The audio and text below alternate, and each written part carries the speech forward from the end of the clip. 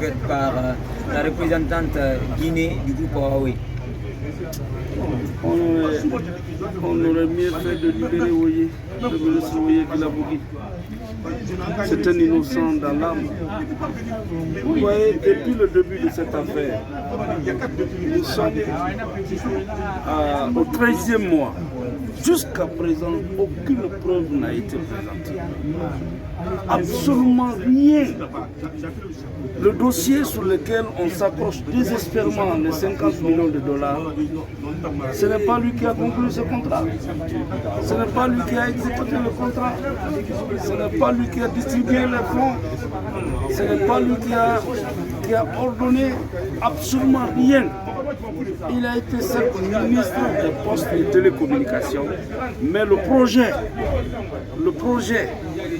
de reformation ou de refondation ou de réinstallation de la Sotelgi a été géré par la société Huawei qui a conclu le contrat avec l'État chinois et une banque, Exim Bank. Il n'a vu aucun centime, absolument rien. Il a été ministre. Il a demandé, après l'exécution des travaux et la réception, il a demandé à ce que la société soit une société mixte ou privatisée pour une bonne rentabilité. Parce que tant que c'est entre Guinée, ça peut ne pas marcher. Mais lorsque c'est privatisé, comme Orange Guinée, comme Areba, la gestion est sérieuse et elle est viabilisée. On a refusé.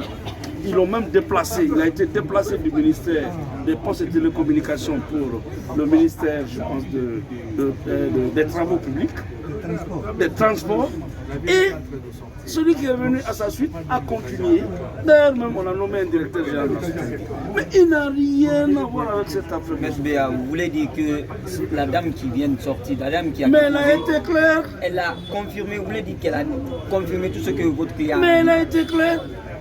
Elle a été claire. Bon, comme nous, on n'a pas eu le temps de lui poser les questions, mais elle a été claire. M. Woyer n'est pas associé à ce circuit. En réalité, M. Woyer a été arrêté, mis en prison pour d'autres raisons que pour des raisons juridiques liées à un quelconque détournement. Vous savez, ce qui est bien ne dure pas chez nous. Quand vous êtes très bon, vous êtes très bonasse, vous trouverez des gens toujours en embuscade qui cherchent à vous nuire.